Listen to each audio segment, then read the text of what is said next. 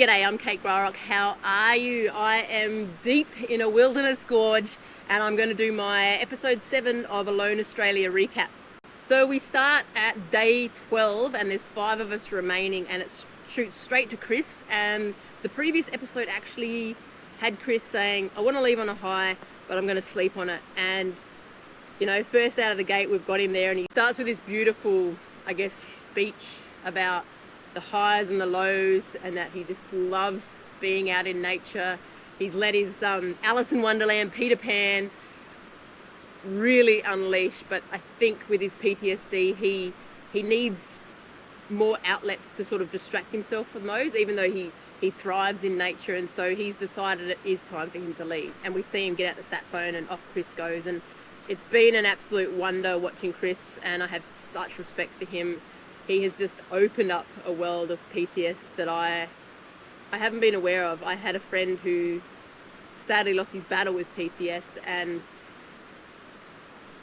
Chris has shown me more about it than my best friend has, and that's that gives me chills. It makes me feel big feelings, and I'll be forever thankful to Chris for what he's done to show the world the impacts and what it is to have an anxiety attack when you've got PTSD. So thank you, Chris. We flick to Mike, and he's definitely not looking great, but you know, Mike's got a lot of tenacity. It definitely feels a bit like Wile E. Coyote. He's put so much effort into so many things and they just haven't paid off, but I am just absolutely amazed and impressed by his tenacity, his grit, his ability to keep plugging away even after setback after setback. He just keeps going, and so I think it's going to be very, very exciting if and when he does secure some food there. Oh, he even saw the paddy melon go through his tripwire. I think he said it melted through my tripwire, and it was just, oh, it must drive him bonkers. And then he got the Tassie devil coming through and scent marking.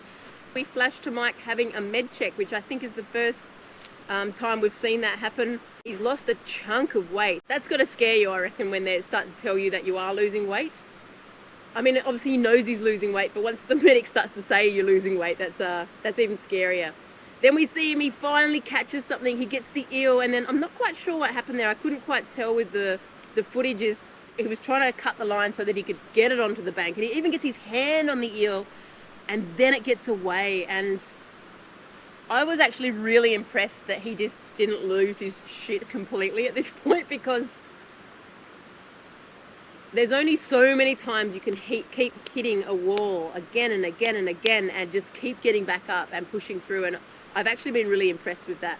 Then we flick to me, and it's so funny, the things that you film that you think won't be on there, the things that you film that you think will be on there, and it's me just fluffing around in camp, and I'm, you know, tidying everything up, doing a sweep down and keeping everything clean. I think that was something that was part of my daily routine when I was there. I was, you know, clean things, have everything in its place. I'd have my little shoe rack. I show off my little bushcraft bed that's sort of 3 logs and moss and reeds, and it was really lovely for me to watch that, because it's almost like I miss my home, my nest. I miss that place, and to see it again, I had this longing for it, which is so strange, because you know, when I was there, it was hard, it was difficult, but then to see it again is to miss it. And it had my little paracord that I'd count the days on, and it's quite cute in the background after, like, looking and seeing little objects that, you know, perhaps aren't the focus of the show, but are meaningful to me. I had my little, how I set up all the wood. I'd bring it in under the tarp. There's sort of different I had different sections under the tarp, so there was the bits that I'd drag in and have on the edge of the tarp. Then I'd slowly break them up into sizes. I'd have all my camera gear in one spot, my bed. I'd have all my stuff hanging up, trying to keep it dry. My toilet paper, I had I had it sort of tied up in a bouquet and hanging down, and then I had my bush soap in another bit tied up and hang down. And I think I took a lot of pride in the small items that I had, and it was so beautiful to see all those. Then it goes to me and my worm hunt. And now the first day I arrived, or the first 2 days, when I scraped back all the leaf litter to create my shelter, that night there were worms everywhere, like big, huge, I think they call them night crawlers, everywhere. and I collected them as much as I could, and then I just thought, sweet, worms are really easy to get here. Then after that, for some reason, couldn't find them, and I was searching and searching and searching. I can't remember what day this was, but finally, sort of a bit off the back of my shelter, I dug this hole and I found what I thought was small chunky worms. Apparently they were some sort of fly larvae or something like that. Then it goes straight into pretty much me fishing on a rather ordinary day in the morning, and I'm just banging onto camera, and then boom, I see my line, just this little jig jig, and I ran over, and it's always that scary moment, please, please, please, please, please, please. But I think eels are often like hooked so well they don't tend to wriggle free. Well, mine was certainly, they'd swallowed the hook so far down, often I found it hard to recover the hook. When I get the eel, and then I'm like, now I have to eat it. And I tried a trick that I'd sort of learned about, where I got the ash from the fire and I put it over the skin and I peeled it. I peeled the other one too, but I think this was because it was so slippery. I thought, I'm going to try this ash trick. So I peeled it, and that worked really well actually. It all came off in one nice big pool. I tried frying up a piece of it because I didn't really enjoy the boiling process, but they were pretty yummy. The torso parts I found really delicious, and then, once again, the tail got me gagging a bit there. There's some beautiful flashbacks then to my backstory, and Gina was a 6-month-old, and I think I say something there, I'm like, it's like salmon night. I think it was a Monday night. Elsie's parents always cook us salmon on a Monday night, and so it's just like, it was nice for me to connect with those small routines that I had back in my normal life when I was out there. It made me feel loved and connected to that world, and knowing that I'd be back in that world one day, it was really a huge mood booster for me. And they had this beautiful sequence then about my mum and how she was a strong feminist, and I was hoping that she'd be proud of me, and they had some beautiful shots of her actually. It was quite lovely to see, and I know it really resonated with my family. It was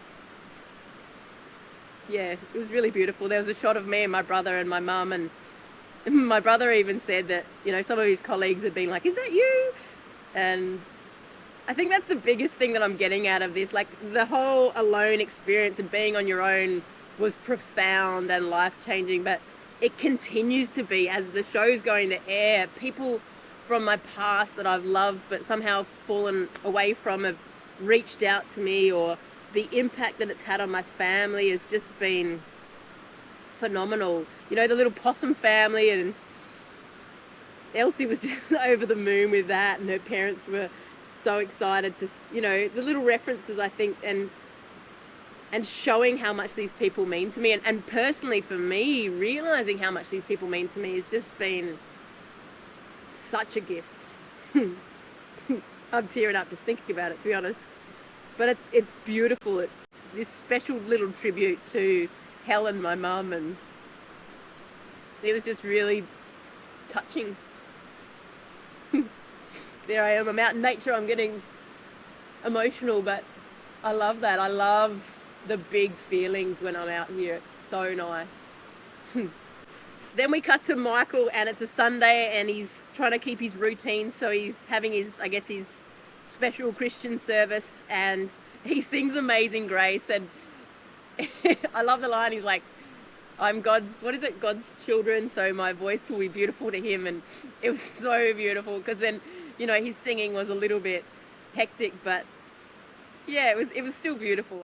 Then he's, back into his possum trap. He actually has this little cut on his leg, and it was strange. The cut didn't look overly big, but I think, they showed it quite a lot, and there's scary music, and he's really quite worried about it. So it'll be interesting to see if that does come to something, and what that is. Then finally we cut to Gina, and her beautiful platypus is there to greet her, doing his little turns, and she just gets so much energy from that platypus. I can feel it. Then she goes looking for a tree fern heart. She cuts it down, boils it up, gets the tannins out, and yeah, it looks like a pretty decent carbohydrate. We see her getting tired as she's walking, and I really felt that too. The lack of food, my heart rate sort of would race pretty quickly, and it was very, very hard to do things.